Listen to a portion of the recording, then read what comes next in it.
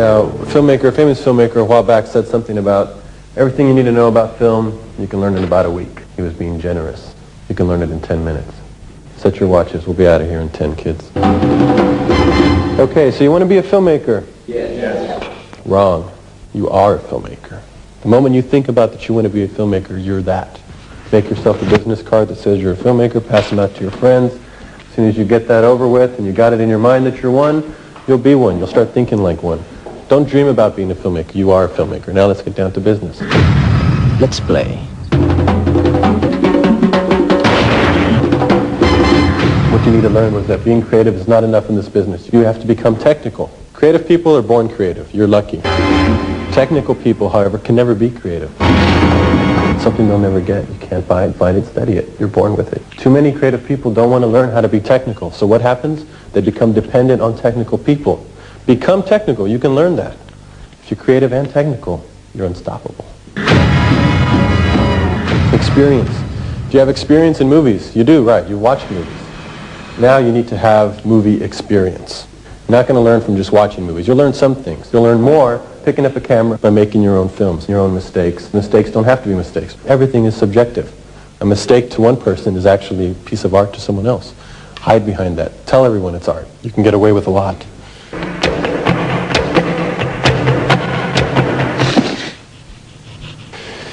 Start with a screenplay. Does anyone here know how to write? No. Good. Everyone else writes the same way. Start writing your way. That makes you unique. You can take writing classes, that's good, but don't bother to go to film school or you'll be making films like everyone else. We want to see new films. How do you write a script? Well, you obviously don't have a lot of money or you wouldn't be in my class. So you want to make a movie? You don't want to spend a lot. You're going to come up with problems every day on your set. You can get rid of the problem one of two ways. You can do it creatively or you can wash it away with a money hose. You have no money, you got no hose. So let's make a screenplay for a movie that you can actually make without having to make your parents poor. Let's make a cheap movie. How do you make a cheap movie? Look around you. What do you have around you? Take stock in what you have. Your father owns a liquor store. Make a movie about a liquor store. You have a dog? Make a movie about your dog. Your mom works in a nursing home. Make a movie about a nursing home. When I did El Mariachi, I had a turtle, I had a guitar case, I had a small town, and I said, well, I'll make a movie around that. Cuando caminaba me acercaba una tortuga. How do you visualize a movie? On storyboards. You can do that. You can pre-visualize your movie and draw them out. What you should really do, though, is just make a blank screen for yourself and sit there and watch your movie. Close your eyes and stare at this. Imagine a screen. Imagine your movie. Shot for shot, cut for cut. Sit there, close your eyes, and get rid of everybody. Get rid of all the thoughts in your head except your movie and watch your movie. Is it too slow? Is it too fast? Is it funny? Does it make sense? Watch it, and then write down what you see. Write down the shots that you see, and then just go get those shots.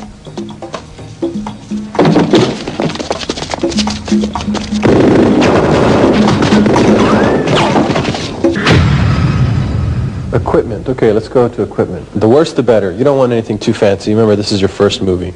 You're not Spielberg yet. I used this one for El Mariachi. Almost the same one. This is a 16M. I used a 16S, but this is exactly what I had. It helped me move fast because it was light. It was very noisy, so I had to do the sound in a wacky way. But this thing here would cost you about $2,000. Don't spend that kind of money. Find some monkey who owns one. I found somebody who had one of these sitting around. He wasn't using it. I borrowed it from him. I shot my own movie. Look, this is a nice stand. It's a very solid stand. You know what's going to happen? The camera's going to stay on the stand. You're going to just keep it there because it's so nice. Meaning your movie's going to look stiff. Take it off of there, sit in a wheelchair, push yourself around, get some energy in your film. That's the great thing about first films is they have so much life and so much energy. Big productions can't even duplicate that energy because they've got too good a stand. They've got too much crew and everything's really smooth and polished and it's lifeless. Add life to your film by getting rid of the fancy stuff. Too good, too heavy, too good. Just use your hands. Better.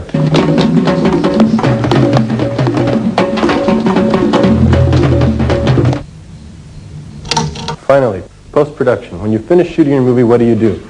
These are your friends, my friends. Video editing systems, computer editing systems, anything like that. It's immediate, it's easy, it's cheap. Do not cut on film. Film is your enemy. You may be shooting on film, but don't cut on film. If any of you want to cut on film, get out of my class right now. Go spend $20,000 on a real film school and do that. You'll never get a job, believe me. Everything's on computers or video these days. Film is slow, film is expensive, film is not creative. Film takes too long. Okay, so you've made your movie. You've cut it. You've got it out. People want you.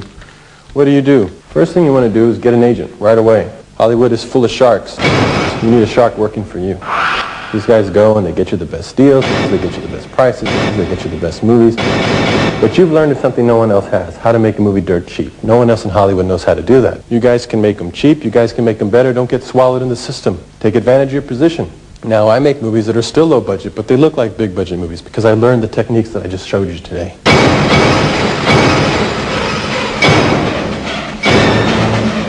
So what you want to do is go into Hollywood, make lower budget movies, do whatever kind of movie you want. They'll look big. They'll give you more freedom, more money, final cut, make your own posters, and that's where you want to be. If you make a big budget movie, don't be fooled. Money doesn't get you anything. Suddenly you're working for somebody. Suddenly they'll start telling you what actors to put in your movie because they're spending so much money, they have to make a lot of money back. If you keep your budget low, you don't have to make back that kind of money.